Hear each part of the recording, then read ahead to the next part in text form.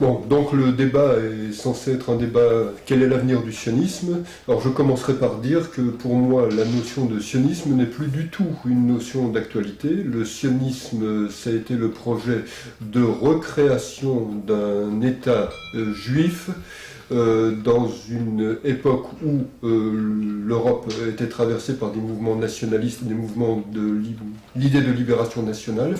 L'État d'Israël existe aujourd'hui, donc la question est celle de la légitimité de l'État d'Israël et plus celle du sionisme. Et sur ce plan, j'affirme effectivement la pleine légitimité de l'existence du débat de l'État d'Israël.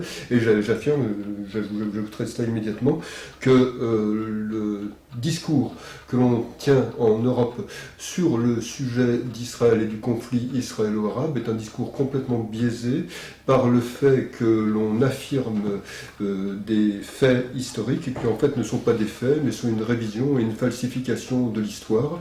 On affirme qu'il y a un peuple palestinien alors que la notion de peuple palestinien est une notion très récente. On affirme qu'il y avait un peuple arabe sur les terres où Israël a été créé alors que l'essentiel des Arabes qui habitent dans cette région maintenant sont des gens qui ont émigré à partir de 1920, c'est-à-dire à partir du moment de la reconstruction de l'État d'Israël, et on affirme qu'il faut créer un État palestinien. Or, dans le territoire du mandat palestinien confié par les Nations Unies, à l'époque la Société des Nations, à la Grande-Bretagne, il y a déjà un État palestinien qui a été créé, qui s'appelle la Jordanie, et les Arabes qui vivent aujourd'hui dans ce que l'on appelle la Cisjordanie et que j'appelle Judée-Samarie puisque c'est le terme fondamental pour désigner cet endroit du monde. Les Arabes qui vivent donc sur cette partie de territoire sont des gens qui avaient pour l'essentiel la nationalité jordanienne jusqu'en 1967 lors de la guerre perdue par la Jordanie. Bon, alors le sionisme, l'avenir du sionisme, à entendre Guy Millière, je crois qu'il a un grand avenir devant lui, parce que le discours que vient de tenir Guy Millière, c'est un discours sioniste.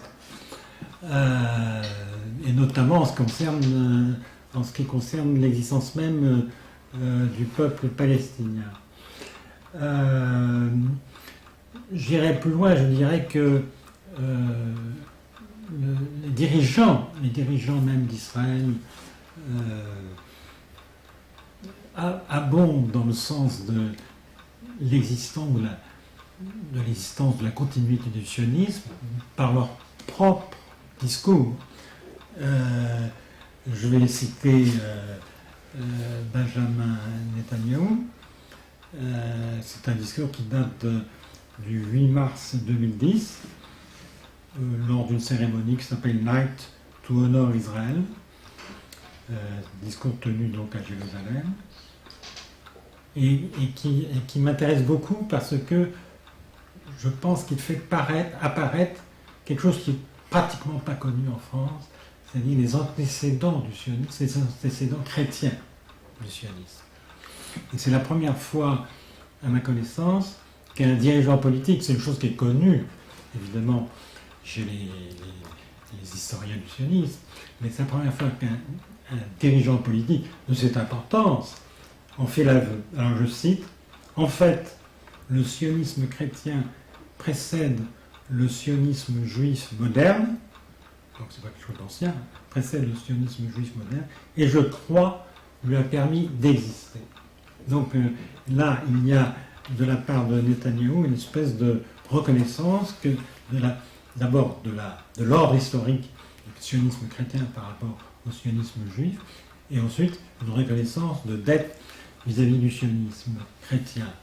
Mais pour revenir aux propos que vient de tenir Guy Millière, l'affirmation de la non-existence du peuple palestinien est typiquement sioniste, je veux dire, et même remonte au sionisme chrétien. Parce que l'inventeur de cette formule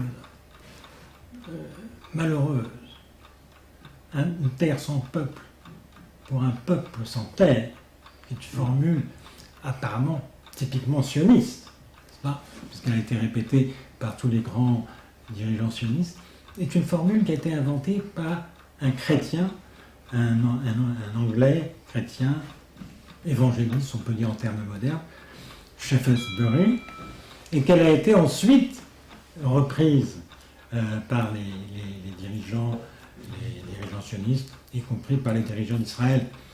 Par exemple, Madame Golda Meir a dit que c'est ce peuple qui n'existe pas. Donc voilà. Alors on peut se battre sur les statistiques démographiques entre 1900 et 1940. Je crois pas que c'est beaucoup d'intérêt, mais bon. Mais c'est quand même l'idée même du sionisme, c'est que il y avait là une terre. Peut-être qu'il y avait quelques indigènes, quelques bédouins, mais ils ne méritaient pas le nom de peuple. Voilà, c'est ça l'idée du sionisme. Si l'on reprend tous les écrits des voyageurs qui se sont rendus au Proche-Orient et en Terre Sainte pendant le XIXe siècle, il y en a beaucoup, mais l'un de ceux qui est le plus précis est un livre de Mark Twain qui s'appelle The Innocents Abroad. On voit que cette région était une région extrêmement dépeuplée, extrêmement déshéritée.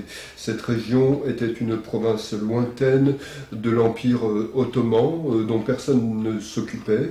La ville de Jérusalem était très largement dépeuplée. Il y avait encore des Juifs, il y avait alentour des tribus de Bédouins, mais c'était une région extrêmement sous-développée, et en tout cas, aucune des personnes vivant dans cette région ne se définissait en tant que peuple, et donc il n'y avait pas un peuple palestinien entre guillemets. Les Juifs se définissaient en tant que Juifs. Lorsque le mouvement sioniste s'est développé, il s'est développé sur la base de l'idée de peuple juif et sur la base de l'idée que ce qui faisait l'antisémitisme sur la surface de la planète était que le juif était défini comme une personne apatride, une personne sans patrie.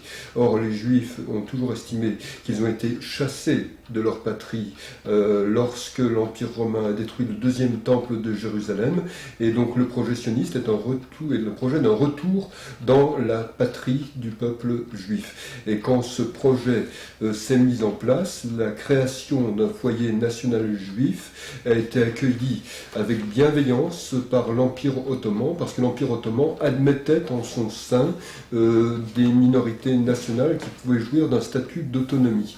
Et au moment du démantèlement de l'Empire ottoman, la Grande-Bretagne était tenue par la déclaration Balfour de 1917 qui prévoyait explicitement la recréation du foyer national juif sur le territoire de Palestine. Lors du démantèlement de l'Empire ottoman, plusieurs pays arabes ont été créés. Ça a été le cas de l'Irak, de la Syrie, du Liban, de l'Arabie saoudite, et c'était ensuite le cas de la Jordanie. Et la Grande-Bretagne, lorsqu'elle a créé ce qui s'appelait à l'époque l'Émirat de Transjordanie, a dit « Nous créons un État arabe sur le territoire du mandat palestinien ». Le territoire restant était censé être le foyer national juif, et ce qui a fait que le conflit s'est développé ensuite, c'est que la Grande-Bretagne avait ses propres intérêts pétroliers, elle avait des liens très étroits avec l'Arabie saoudite. L'Arabie saoudite est wahhabite, et l'Arabie saoudite a insisté pour que l'on nomme Moufti de Jérusalem, quelqu'un qui était un wahhabite très antisémite, qui a d'ailleurs fini chez Adolf Hitler ultérieurement, qui était Ali al-Husseini. Et ce personnage est un personnage qui a effectivement effectivement participé aux activités du Troisième Reich, qui a parlé à Radio Berlin, et c'est le fondateur, je dirais presque, du mouvement national-socialiste palestinien, d'une certaine manière, mais la base de cela, c'était l'antisémitisme. Et ce personnage a été effectivement mis en place les premiers pogroms. Et la Grande-Bretagne a une politique d'immigration très particulière dans ce territoire qui était censé être le foyer national juif, puisqu'elle a filtré l'immigration juive, elle a freiné autant que possible, y compris à l'époque où Hitler commençait à se livrer à des exactions antisémites, alors qu'elle a favorisé l'arrivée de populations arabes. Et c'est pour cela que je disais tout à l'heure que les Arabes de cette région sont des immigrants. L'essentiel des populations arabes que l'on prétend appeler aujourd'hui population palestinienne, ce sont des immigrants venus de l'émirat de Jordanie, de Transjordanie à l'époque, venus de Syrie, venus d'Égypte. Fondamentalement, les gens de Gaza sont des Égyptiens, les gens qui sont en Cisjordanie, en Judée-Samarie, sont des Jordaniens, avec un certain nombre d'immigrants qui viennent de Syrie. Ces gens sont venus pour des raisons économiques et ne se sont jamais définis en tant que peuple à aucun moment, jusqu'au milieu des années 60, quand la notion de peuple palestinien a été inventée. Et cette notion, elle a été inventée entre les services du colonel Nasser et le KGB de l'époque, pour une raison très simple. C'est que les pays arabes étaient un pion géopolitique de l'Union soviétique, et l'Union soviétique, pour jouer ce pion, avait besoin de remettre une appellation sur la lutte pour la destruction d'Israël par le monde arabe, et ce refaçonnage de façade s'est fait sous la notion de lutte de libération nationale. Et quand on a voulu effectivement faire passer la guerre de destruction d'Israël au nom du nationalisme arabe et au nom de l'islam qui considère que tout territoire conquis une fois par l'islam doit l'être à tout jamais, on a commencé à parler de peuple palestinien. Mais si on voit des actualités du début des années 70 encore, et il y en a dans les archives de l'INA, on voit parfaitement que si l'on va interroger les Arabes qui vivent sur le territoire qu'on appelle actuellement la Cisjordanie, ces gens se définissent comme Jordaniens et ne se définissent en aucun cas comme Palestiniens. Cette notion n'avait pas encore, la notion de peuple palestinien n'avait pas encore cours à l'époque, n'avait pas encore été disséminée. Alors, ça m'amuse d'entendre parler de Staline, de l'Union soviétique, de Staline. Staline, l'Union soviétique, donc, a été le premier pays à reconnaître officiellement l'État d'Israël en 1948. Truman l'a fait, mais à un titre beaucoup moins officiel que Staline. La première reconnaissance officielle de l'État d'Israël, c'est Staline. Et l'État d'Israël, le vote de l'ONU n'aurait pas été admis s'il n'y avait pas eu l'apport de l'Union, l'aide, le vote et l'appui de l'Union soviétique. Donc ça nous donne peut-être une autre idée de ce qui s'est passé en 1948. Mais je veux revenir à cette idée que c'était un pays désolé, vide, peuplé de quelques Bédouins. Vous savez, les gens qui se promenaient en Algérie, au Maroc, en Tunisie, pouvaient raconter à peu près la même chose, ou bien les Américains qui se promenaient du côté des Indiens, etc. Je vais vous citer un texte qui va vous montrer à quel point il y avait des gens sur place et que cela pouvait inquiéter la projection d'une colonie sioniste dans cette région. D'abord, il faut se rendre compte que jusqu'à la déclaration de Balfour, dont j'espère que nous avons parlé, jusqu'à la déclaration de Balfour qui date de 1917, le sionisme est ultra minoritaire dans les communautés juives. La plupart des communautés juives sont anti-sionistes pour des raisons religieuses, pour des raisons politiques, pour des raisons pratiques. Je vais vous citer un texte de l'Alliance israélite universelle qui est juste au lendemain du premier congrès sioniste de Bâle, du 31 août 1897. D'ailleurs, pourquoi ce congrès s'est tenu à Bâle? C'est qu'il devait se tenir à Munich et que la communauté juive allemande n'en a pas voulu à Munich. Donc le premier congrès sioniste s'est tenu à Bâle pour cette raison. Que dit l'Alliance universelle, israélite universelle?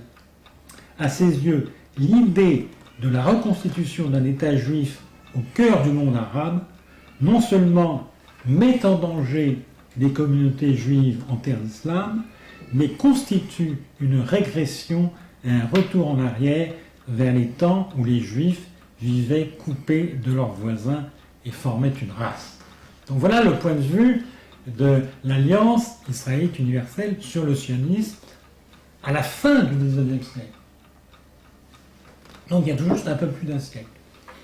Ensuite, après le discours de Herzl, nous avons cet article paru dans l'Univers israélite, toujours en 1897. Je cite, Herzl, je n'ai pas besoin de dire qui était Herzl, n'est-ce pas, le fondateur de l'État juif, enfin le père fondateur, le prophète même de l'État juif. Herzl a oublié de nous dire ce qu'il comptait faire de la population arabe de la Palestine. Il y avait donc bien une population arabe de la Palestine. Devra-t-elle... J'ai pas dit le contraire. Devra-t-elle se retirer devant le flot des nouveaux arrivants et émigrer à son tour vers quelque terre inconnue? Sera-t-elle au contraire autorisée à demeurer dans ses pénates, et quelle sera dans ce cas sa situation? La considérera-t-on comme étrangère au pays où elle est née? Mais alors vous la dépouillerez de sa nationalité, et vous la dépouillerez de sa nationalité. C'est pas moi qui parle, c'est l'Alliance, c'est l'Univers israélite du 29 janvier 1897. Mais alors vous la dépouillerez de sa nationalité et vous la condamnerez elle-même à l'intolérable sort dont vous voulez délivrer les Juifs de certains pays d'Europe. Si au contraire, je cite toujours ce journal, vous décidez, comme il n'est que trop juste, qu'il n'y aura aucune différence entre les anciens et les nouveaux habitants, alors vous n'aurez pas reconstitué la nationalité juive, vous n'aurez pas fondé un nouvel État juif, mais vous aurez tout simplement créé un État semblable à beaucoup d'autres États modernes. Donc, d'où la nécessité d'évincer, de chasser les Arabes de cette terre. Et on reviendra peut-être à ce qui s'est passé en 1840. Oui. Laissez-moi terminer. Oui, mais tout à fait d'accord. Qui nous garantira au surplus que les Juifs ne seraient pas en minorité dans le nouvel État et n'y souffriront pas de nouveau de cet antisémitisme qu'ils avaient voulu fuir? Et je termine, si vous permettez. Et ne serait-ce pas une folie que de leur faire abandonner leur patrie s'ils étaient exposés à retrouver les mêmes maux dans la patrie nouvelle? Je trouve cet article extraordinairement prémonitoire. Donc il a bien vu, n'est-ce pas, que l'implantation d'une colonie juive, c'est ainsi qu'on parlait. Nous sommes à l'époque de l'expansion coloniale européenne. Il a très bien vu les problèmes que pouvait poser cette colonie juive dans une population arabe qui, grosso modo, comptait quand même entre 300 et 400 000 habitants au début du XXe siècle en Palestine. Oui, je suis d'accord avec ces chiffres. Bon, voilà. Bon, dans ce texte, il y a des notions qui sont très approximatives. Aucun arabe de Palestine ne définissait une nation de Palestine. Donc l'auteur du texte que vous venez de citer fait des extrapolations hâtives, il prête à des gens des idées qu'ils n'ont pas, premièrement. Deuxième point, on n'a jamais parlé de la création d'Israël comme d'une colonie. On a parlé de la reconstitution d'un foyer sioniste et d'un foyer national juif. Et ce foyer national juif était effectivement censé devenir un pays. C'est pour cela que l'on avait confié le mandat palestinien à la Grande-Bretagne. Et donc la notion de colonie a toujours été absente, il a toujours été dans l'idée de démanteler l'Empire ottoman et de reconstituer des pays. Comme je l'ai dit, il y a plusieurs pays arabes qui ont été créés à cette époque-là, et le mandat palestinien confié à la Grande-Bretagne incluait la Jordanie actuelle et incluait un territoire qui était le territoire du mandat palestinien qui était censé devenir un foyer national juif. Donc parler de colonie, c'est inexact. Dire qu'il y avait des populations population sur place, personne n'a jamais dit le contraire. Le chiffre que vous avancez est un chiffre tout à fait pertinent. 300 à 400 000 personnes sur un territoire qui ne représente pas un territoire très restreint pour ces populations. Le développement économique qui s'y est installé après a permis à ces gens de vivre une vie beaucoup plus confortable, et un grand nombre d'Arabes sont arrivés ensuite. Vous avez quand même eu, lorsque l'État d'Israël était créé, le départ d'un nombre d'Arabes supérieur à celui qui est indiqué là, puisqu'il y a à peu près 600 000 personnes qui ont quitté le territoire d'Israël à cette époque-là. Et malgré ces départs, vous avez toujours, vous aviez à l'époque à peu près 1 million d'Arabes qui ont choisi de rester en Israël. Israël a des citoyens arabes, Israël a des citoyens musulmans qui représentent près de 20% de la population. Ce sont les Arabes qui n'ont pas choisi de fuir et de s'en aller lorsque l'État d'Israël a été créé. L'État d'Israël n'a chassé personne lorsqu'il a été créé. Il se trouve simplement que lorsque les pays arabes ont voulu lancer une guerre d'extermination contre la population juive installée sur le territoire de ce qui est devenu Israël, ils ont dit aux populations qui étaient arabes sur place, partez, nous n'en avons que pour quelques jours, comme ça vous ne serez pas éclaboussés par le sang juif et vous reviendrez après. Ces gens sont partis, ils n'ont pas pu revenir parce que l'extermination n'a pas eu lieu. Mais tous les Arabes qui ont accepté de rester sur le territoire d'Israël sont citoyens israéliens et jouissent des mêmes droits que tous les autres citoyens d'Israël aujourd'hui. Je dirais même qu'ils ont des droits que n'ont pas les populations des pays arabes environnants, puisque les Arabes israéliens ont le droit de vote, ils ont la liberté de parole, ils ont la liberté d'expression, ils ont la liberté de créer une entreprise, ce qui n'a pas été le cas toutes ces dernières années en Égypte, en Jordanie, en Syrie, ce qui a été un peu le cas au Liban, mais ce qui est de moins en moins le cas au Liban. Donc je dirais que le seul territoire où les populations arabes jouissent de droits fondamentaux au Proche-Orient aujourd'hui, c'est l'État d'Israël qui a des citoyens arabes et musulmans. Oui, alors ce que vous dites sur 48, sur 1848, comme quoi les Palestiniens avaient le choix de partir ou de rester, est une contre-vérité. Excusez-moi, il y a eu une opération de terreur absolument épouvantable de la part des troupes juives vis-à-vis des populations arabes, avec des exemples qui sont bien connus comme Deir Yassin. Hein. C'est le seul exemple. Non, il y en a beaucoup d'autres.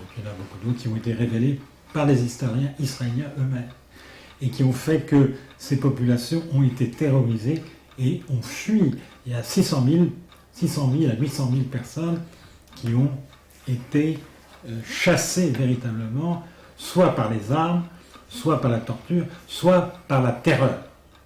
Et c'est évidemment quelque chose que ne peut pas reconnaître Israël, parce qu'on peut dire que c'est le péché originel d'Israël. Et je dirais même que c'était à l'époque, il faut se remettre dans les circonstances, c'est pour ça que peut-être je trouverais une circonstance atténuante à cela. C'était une pratique courante de déplacer les populations. À l'époque, on considérait qu'on pouvait régler les problèmes difficiles en déplaçant les populations. On a déplacé les Grecs, on a déplacé les Allemands, 12 millions d'Allemands, on a déplacé les Polonais, et donc on disait on va déplacer les Arabes. Et ceci est inscrit dans les discours, non pas officiels des sionistes, mais dans les papiers privés. On retrouve une trame constante tout au long de ces années, depuis Herzl jusqu'à Ben Gurion, disant mais qu'est-ce qu'on va faire de ces Arabes? Il faudra les chasser. Il n'y a pas de place pour deux peuples dans ce pays. Il faudra de toute façon être majoritaire, sinon on va recréer un État ghetto. À quoi ça sert? Donc il faut absolument soit qu'on fasse immigrer des Juifs pour devenir majoritaire, soit qu'on chasse les Arabes si on n'arrive pas à avoir assez d'immigrés. Mais, si vous voulez bien, vous avez parlé du mandat de l'Angleterre à propos de la Palestine. D'où vient ce mandat? Le mandat a été une sorte d'époux des vainqueurs de la Première Guerre mondiale, pardon, après la défaite des empires centraux. Mais il n'y aurait pas eu de mandat s'il n'y avait pas eu la déclaration Balfour. La déclaration Balfour, dite déclaration Balfour, qui est véritablement, on peut dire, l'acte de naissance de l'État d'Israël, date, comme vous le savez, du 2 novembre 1917. Elle est adressée à un certain Lord Rothschild, et elle dit que le gouvernement de Sa Majesté envisage de manière favorable l'établissement en Palestine d'un foyer national pour le peuple juif. Voilà, je cite textuellement, n'est-ce pas? Excusez-moi. Mais ce que vous dites est exact. Non. Alors, ce document est extraordinaire. C'est vraiment, ces quelques lignes ont changé, on peut dire, la face du monde. Hein. Enfin, ont changé au moins la face du Moyen-Orient. Et on va débattre longtemps de la signification, pourquoi ça s'est fait, etc. Il y a toutes sortes de raisons. Mais je ferai d'abord 4 remarques, quand même, tout de suite, à propos de cette déclaration. D'abord, l'Angleterre, qui est la superpuissance à l'époque, hein, c'est vraiment, aujourd'hui, on dirait c'est Washington. Londres, c'est le Washington de l'époque. Il faut se remettre dans l'époque. C'est le centre du monde. N'est-ce pas ? La superpuissance qu'est l'Angleterre s'arroge le droit de disposer d'une terre qui ne lui appartient pas, pour la promettre à une nation qui n'existe pas. Donc c'est ça la première remarque qu'on peut faire remarquer. Deuxièmement, la lettre est adressée à un magnat de la finance juive, n'est-ce pas, très impliqué dans l'aide à l'implantation de colonies juives. Excusez-moi, j'emploie encore le terme de colonies juives, parce que Rothschild parlait de colonies juives, et aussi les autres banquiers juifs qui finançaient des implantations. Donc, la lettre est adressée à Lord Rothschild, qui a joué un rôle important dans l'implantation de colonies juives en Palestine, et à ces dates plutôt favorables aux sionistes. La lettre n'est pas adressée à l'organisation sioniste, n'est-ce pas? Pourquoi? Parce qu'à l'époque, l'organisation sioniste est à Berlin, et c'est une organisation principalement judéo-allemande. Et nous sommes en guerre. Donc il ne s'agit pas on peut pas, le gouvernement anglais ne peut pas s'adresser aux sionistes qui sont en Allemagne, dont le chef-lieu, le centre stratégique est à Berlin. Il est obligé de s'adresser à ce Lord Rothschild. Troisièmement, c'est extraordinaire si vous lisez bien cette déclaration. Les populations arabes de Palestine, appelez-les comme vous voulez, les populations, je ne sais pas, enfin les populations qui sont là, les indigènes, qui sont encore plus que largement majoritaires sur le terrain, sont 80-90% de cette population en 1917, ont perdu sur ce papier, qui n'est pas à l'antenne du Foreign Office, il faut voir le texte lui-même, ont perdu sur ce papier positivement leur identité. Ils sont devenus simplement des non-juifs. Communautés non-juives, elles sont définies négativement par rapport aux juifs, et évidemment cela aura d'immenses conséquences. Et enfin, dernière remarque, il n'est pas question de la constitution d'un État juif, mais simplement d'un foyer national. Et à l'époque, évidemment, derrière le foyer national juif, les sionistes entendaient la construction d'un État, mais là, la déclaration Balfour joue sur l'ambiguïté. Donc ce n'est qu'après, d'ailleurs, juste encore un mot sur cette déclaration Balfour, elle est, au moment où c'est signé, Ayembi est déjà à Beersheba, et il va rentrer à Jérusalem quelques semaines plus tard. Donc il y a une espèce d'habillage sioniste de la conquête de Jérusalem par les armées anglaises. Voilà.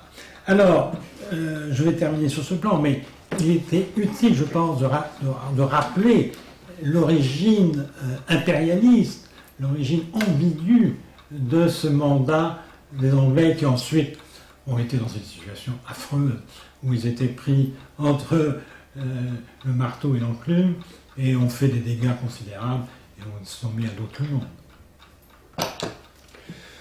Alors, pour le premier point que vous abordez, Je regrette, mais en dehors de Der Yassin, qui a été très largement condamné, vous n'avez pas de cas d'exaction et de massacre vis-à-vis des populations arabes palestiniennes.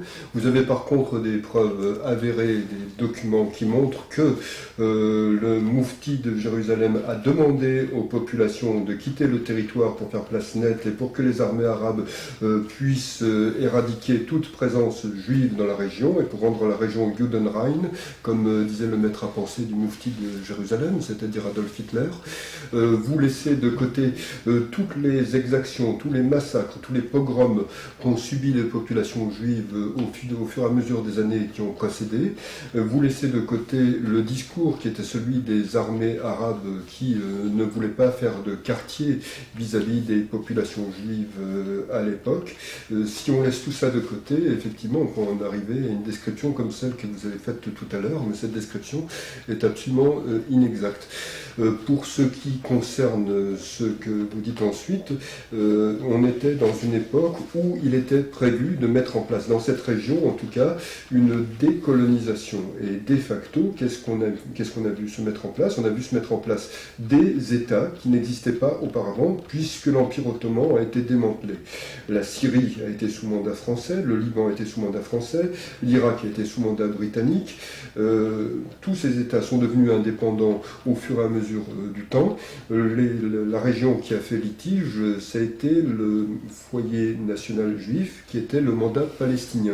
Ce mandat palestinien a été reconnu beaucoup plus explicitement que dans les termes de la déclaration Balfour, lorsque la Société des Nations a confié effectivement le mandat palestinien à la Grande-Bretagne, et a ensuite été confirmé lors de la conférence de San Remo un petit peu plus tard, où on a défini effectivement ce territoire comme étant le foyer national juif destiné à devenir la nation juive.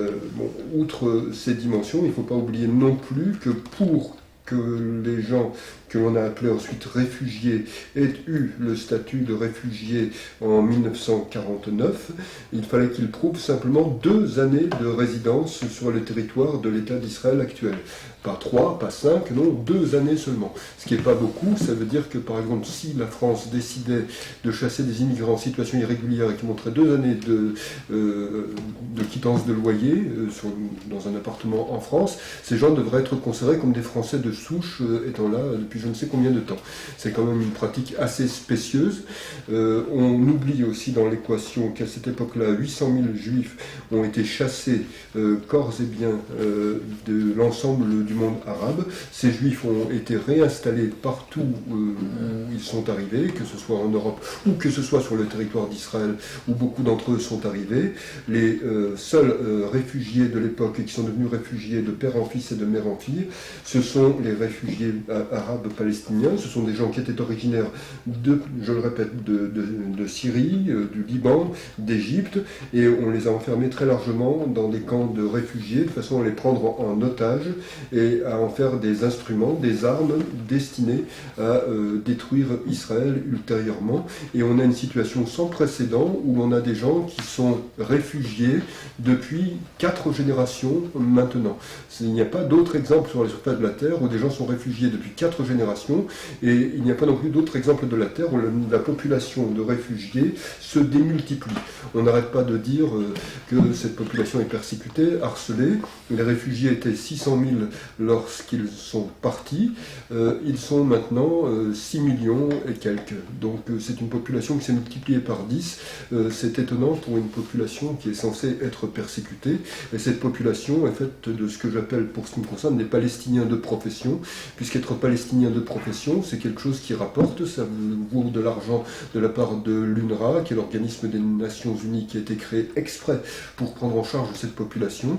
Cette population est la population la plus subventionnée du monde, elle est subventionnée avec les impôts de l'ensemble des autres populations de la planète, et elle est subventionnée pour développer une culture qui est une culture de la haine, de l'antisémitisme et du terrorisme, et je trouve honteux qu'on continue à maintenir cette situation.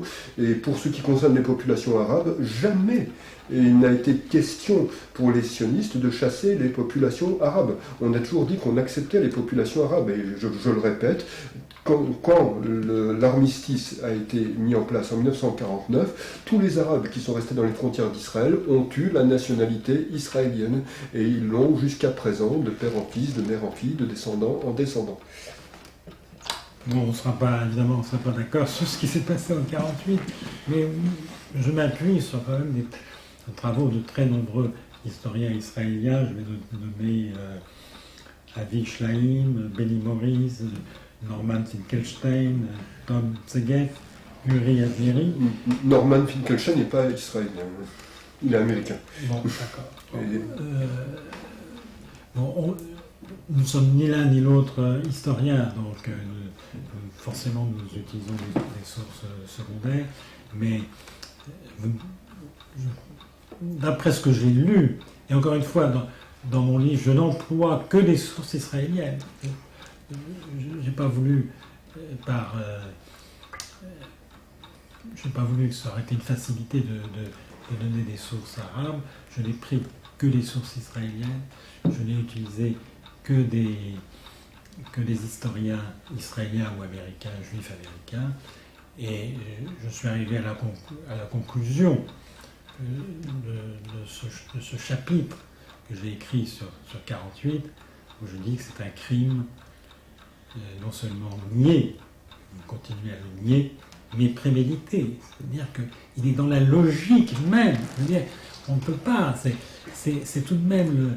Il suffit de lire toute la correspondance de Ben Gurion, tout le discours, la correspondance privée de Herzl, pour se rendre compte qu'il n'y avait pas dans l'esprit des sionistes, il n'y avait pas de place. Il n'y avait pas de place pour les Arabes, ou moins une place minoritaire que vous avez accordée à ceux, les malheureux, qui sont restés. Mais, ils ne sont pas malheureux. Bon, enfin, malheureux, ils ne sont pas malheureux, on pourrait peut-être leur demander. Bon, ils ne sont pas malheureux du point de vue économique, peut-être. Bon. Mais j'entends aussi d'autres sons de cloche de ce côté-là. Mais nous ne viderons pas cette querelle ce soir, évidemment. Moi, ce que je voudrais essayer, c'est de donner un peu de profondeur historique à notre débat et de revenir à cette idée donc exprimée par Netanyahou dans son discours Night to Israel, c'est une organisation évangéliste américaine. Cette idée que avant le sionisme juif, il y avait ce sionisme chrétien. Alors qu'est-ce que c'est? Dire un mot de ce sionisme chrétien, parce qu'en France, on ignore tout de ce phénomène bizarroïde, même l'idée même du sionisme chrétien, quand vous en parlez, il dit mais de quoi tu parles? Qu'est-ce que ça veut dire? Eh bien, disons, ce sont pour la plupart des chrétiens d'origine protestante, au départ anglais, puis américains, qui croyaient que pour faire advenir le Christ une seconde fois, the second coming of Jesus, il fallait, c'est un projet qui paraît totalement fou, il fallait rassembler les Juifs du monde entier et les envoyer tous en Israël pour qu'éventuellement ils se convertissent, et cela aurait pu faire advenir la fin des temps. Ce sont des millénaristes, ce sont des pentecôtistes, ce sont tout ce que vous voulez. Tout ça, ça va dans ce sens-là.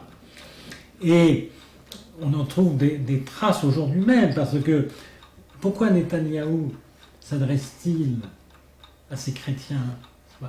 C'est, comme vous le savez, le lobby juif classique est plutôt en perte de vitesse aux États-Unis. Et donc, Netanyahou cherche des appuis, cherche des routes de secours, des relais auprès de cette population d'évangélistes américains qui est bien plus considérable que le lobby juif. On compte 90 millions d'évangélistes américains, sans compter ce qu'il y a en Angleterre, en Europe et de par le monde, parce que c'est c'est une branche du christianisme qui se développe à une vitesse foudroyante, Tout à fait. et extrêmement dangereuse, à mon avis. On la voit même pénétrer les pays arabes. On la voit même. Ce qui est extraordinaire, c'est que les chrétiens, par exemple en Algérie, au Maroc, en Tunisie, restent plutôt tranquilles parce qu'on leur a dit, l'État est là pour leur dire ne bougez pas, et les évangélistes arrivent à pénétrer, à faire du prosélytisme, y compris là. Donc en Amérique latine, ça a été foudroyant. Donc ces gens pensent à la seconde venue du Christ, ils sont plutôt philosémites, contrairement aux catholiques. Hein. Les protestants sont plutôt philosémites. Mais on peut se méfier autant des philosémites que des antisémites, parce que, comme le dit, je ne sais plus quel essayiste israélien, ils sont bien gentils, les sionistes chrétiens, mais nous ne serons plus là au 5e acte de leur tragédie. C'est-à-dire nous aurons disparu avant l'arrivée du Christ. Bon. Et c'est vrai que... Mais n'empêche que Netanyahou cherche des alliances de ce côté-là, qui sont plutôt le soufre, à mon avis. Et ces évangélistes ont joué un certain rôle, d'ailleurs, dans la politique de Bush en Irak, comme vous le savez sans doute. Il y a eu un lobby qui a joué en faveur de la guerre d'Irak. Tout ça pour dire que le projet sioniste, le projet israélien, si on prend la longue histoire, qui est la seule intéressante, on va dire, s'inscrit dans ce millénarisme, dans cet apocalypse, dans cette espèce de folie de la fin des temps qu'on retrouve aussi bien d'ailleurs chez les musulmans que chez les chrétiens que chez les juifs. C'est pas, il y a une espèce de tendance, il y a une tendance apocalyptique chez les chrétiens, notamment les tout premiers chrétiens. On la trouve aussi bien sûr chez les juifs et chez les musulmans, qui sont des gens qui croient toujours que la fin des temps est proche et que par conséquent il faut sauvegarder l'humanité. Et donc, je voudrais qu'on soit conscient de ce contexte géopolitico-chrétien dans lequel s'inscrit aujourd'hui Israël, et que cette alliance, c'est le paradoxe quand même, c'est que Israël est le fruit d'une alliance judéo-chrétienne qui est contre nature, n'est-ce pas, à mon avis. Et c'est pour ça que on peut s'en inquiéter. Donc Philippe Simoneau a 10 minutes d'avance, donc vous pouvez dérouler. Pour ce qui me concerne, je dirais que cette alliance ne me paraît pas du tout contre nature, parce que dans le contexte du christianisme catholique, on a développé l'idée que les juifs étaient un peuple déicide, d'où l'antisémitisme de l'ensemble du monde catholique. Dans le protestantisme, en particulier dans le protestantisme qui est devenu évangélique, le discours qui a eu tendance à prédominer, ce n'était pas le discours au XIXe siècle, mais c'est le discours aujourd'hui, consiste à dire que les chrétiens ont une dette vis-à-vis du peuple juif, parce que le peuple juif leur a apporté l'idée de Dieu et l'ensemble de leurs valeurs, et ils n'oublient pas que Jésus était juif. Donc à partir de là, les évangéliques considèrent le peuple juif comme un peu leur grand frère, leur frère aîné, et ce discours est un discours très prédominant. Qui a été employé par Jean-Paul II. Peut-être, mais en tout cas, bon, c'est comme ça que, par exemple, l'organisation CUFI, Christians United for Israel, à laquelle Benjamin Netanyahou a parlé, conçoit les choses. Et sur ce plan, des organisations comme CUFI ne parlent plus de la fin des temps, de l'apocalypse, ils parlent simplement du droit du peuple juif à disposer de lui-même. Et ils soutiennent ce droit du peuple juif à disposer de lui-même, et c'est comme cela que dans les conférences de Christians United for Israel, les choses sont définies aujourd'hui. Et ça ne dit pas que les peuples arabes n'ont pas à disposer d'eux-mêmes. La question qui se pose, et ce qui est remis en question, c'est non pas la question des peuples arabes, mais la question du peuple palestinien. Je dirais que concrètement, et il faut quand même en revenir à là aussi, les populations arabes de Gaza sont fondamentalement des populations qui ont été égyptiennes et qui sont censées être égyptiennes. Les populations arabes qui vivent actuellement en Judée-Samarie Samarie sont des populations qui ont été jordaniennes et qui peuvent redevenir jordaniennes, ou qui, si elles veulent prendre la nationalité israélienne, ce qui serait un avantage pour elles, pourraient prendre la nationalité israélienne. Et je précise, j'insiste sur ce point, que les Arabes qui vivent en Israël jouissent de conditions de vie, d'une liberté de parole, d'une liberté culturelle qui est sans comparaison avec ce que l'on trouve dans l'ensemble des pays arabes voisins, et ce que l'on voit s'opérer actuellement à Jérusalem. J'étais à Jérusalem il y a 6 mois et j'y retourne la semaine prochaine. C'est que les populations arabes de la partie est de Jérusalem ne demandent qu'une seule chose, c'est obtenir la possibilité de rester israélienne, de rester du côté israélien, parce qu'elles savent parfaitement tout ce qu'elles perdraient si elles passaient sous le contrôle de l'autorité palestinienne.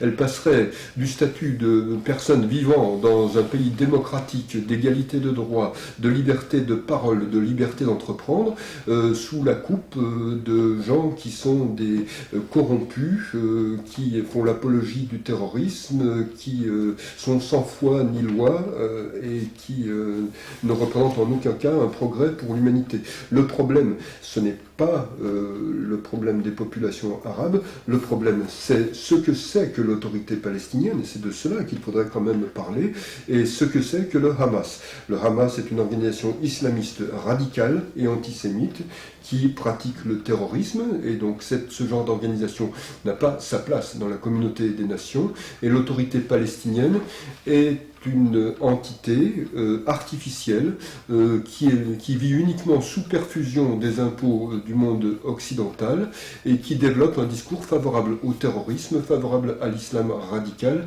même si lorsque Mahmoud Abbas parle en anglais, il ne tient pas exactement le même discours que celui qu'il tient en arabe. Lorsqu'il parle en arabe, il est très explicite, et je suis étonné que beaucoup de journalistes ne se demandent pas pourquoi la quasi-totalité des rues de Ramallah portent des noms de martyrs, entre guillemets, c'est-à-dire de gens à qui on a donné des ceintures d'explosifs et qui sont partis se faire sauter dans des magasins de jouets pour enfants, dans des discothèques, dans des restaurants, dans des fast-foods à Jérusalem ou dans d'autres villes d'Israël. La question du terrorisme est une question extrêmement importante, et pour que les choses soient précises, je suis pour que les populations arabes de Judée-Samarie et de Gaza soient libérées. Je suis pour que les populations de Gaza soient libérées du Hamas, qui est une organisation abominable. Et je suis pour que les populations de Judée-Samarie soient délivrées de l'autorité palestinienne, qui est une institution quasiment aussi abominable que le Hamas. Dans un cas, on a affaire à des partisans du djihad rapide, et dans un autre cas, on a des partisans du djihad lent. Et je suis contre toute forme de djihad, je suis favorable aux idées de liberté individuelle, d'égalité de droits entre les êtres humains, et dans ce contexte, je suis radicalement antitotalitaire, et je suis donc pour que les populations qui sont soumises à des régimes totalitaires et à des lavages de cerveau échappent à ces régimes totalitaires et échappent à ce lavage de cerveau. Et pour cette raison, je le dis, il n'y aura pas un deuxième État palestinien en Judée-Samarie, parce que personne ne peut confier un État à des gens comme Mahmoud Abbas et ses acolytes. Ce serait l'équivalent de confier une boîte d'allumettes et un bidon d'essence à des pyromanes multirécidivistes au milieu d'une forêt en situation de sécheresse. Alors il ne fallait pas non plus confier l'État d'Israël aux terroristes qui étaient Ben Gurion, Begin et Shamir. Parce que le terrorisme a été utilisé par les sionistes tout de même contre les Arabes et contre les Anglais. C'est un fait historique, vous ne pouvez pas le nier. Je ne suis pas contre le terrorisme, je trouve ça absolument épouvantable. Mais vous n'êtes pas pour le terrorisme. Oui, qu'est-ce que j'ai dit? Vous n'êtes pas contre. Je ne suis pas pour le terrorisme, évidemment. Ce que je vais dire ne l'exclut en aucune façon. Mais mettons les choses sur le même plan. L'État d'Israël n'aurait pas vu le jour, sans doute, s'il n'y avait pas eu des actions terroristes menées par des dirigeants sionistes qui sont devenus qui sont devenus des premiers ministres d'Israël. Bon. Deuxièmement, la réaction de la démocratie, on dit toujours c'est la seule démocratie au Proche-Orient, c'est Israël. La réaction de la démocratie israélienne au printemps arabe est tout de même assez inquiétant. Parce que qu'est-ce que c'était que ces dictatures qui étaient tout autour du bassin, qui sont encore parties en place du bassin méditerranéen et autour d'Israël? C'est tout de même des gens qui servaient de chiens de garde au peuple. Et en effet, le printemps arabe, en commençant à liquider ces dictateurs, fait peur en Israël, évidemment. Parce que il y avait une certaine connivence, de même contre les États occidentaux et ces dictateurs. Hein. Il y a une espèce de sainte alliance, on peut dire, contre le terrorisme, contre l'islamisme, contre Al-Qaïda, etc. Alors, premièrement, il y a eu effectivement des groupes extrémistes juifs qui ont recouru au terrorisme, mais ça n'a pas été la majorité. La majorité était organisée dans le cadre de la Haganah, qui était l'armée juive qui se constituait. Et la Haganah n'a jamais mené ce type d'action. Les actions en question étaient essentiellement le fait d'un groupe qui s'appelle le groupe Stern, et effectivement, ce groupe a commis des exactions de type terroriste. Mais ça n'est pas la majorité, ça n'est pas l'essence même du mouvement armé sioniste. Alors que dans le cas palestinien, c'est l'essence même du mouvement palestinien qui est porteuse du terrorisme, et d'un terrorisme absolument aveugle, absolument abominable, comme je l'ai indiqué tout à l'heure. Voilà pour le premier point. Deuxième point, pour ce qui concerne le printemps arabe, Israël n'a strictement rien contre le fait que la région devienne beaucoup plus démocratique. Simplement, ce qui est en train de se passer actuellement, ce n'est pas du tout cela. Ce qui est en train de se passer, c'est qu'effectivement, vous avez des dictateurs qui sont renversés sous la poussée d'un mouvement islamiste radical. Et donc, on risque fort d'avoir dans la région non pas un seul État porteur d'un discours totalitaire comme l'Iran, mais tout un ensemble d'États qui vont être porteurs de discours totalitaires du même type. Donc, si on remplace un dictateur autoritaire, qui tient un régime autoritaire, par des gens qui tiennent un discours totalitaire conquérant, je pense que personne n'aura gagné au change, ni Israël, ni le monde occidental, ni les populations arabes, parce que comme chacun le sait, les régimes totalitaires apocalyptiques sont des régimes qui sont plutôt bellicistes, plutôt que des régimes qui essayent d'aller vers l'économie de marché, la liberté d'entreprendre et la prospérité. Je crois qu'on va arrêter là. C'est vous qui voyez. Oui. Pensez avoir fait le tour du sujet? Oui, je pense. Oui. Très bien. Messieurs, merci beaucoup.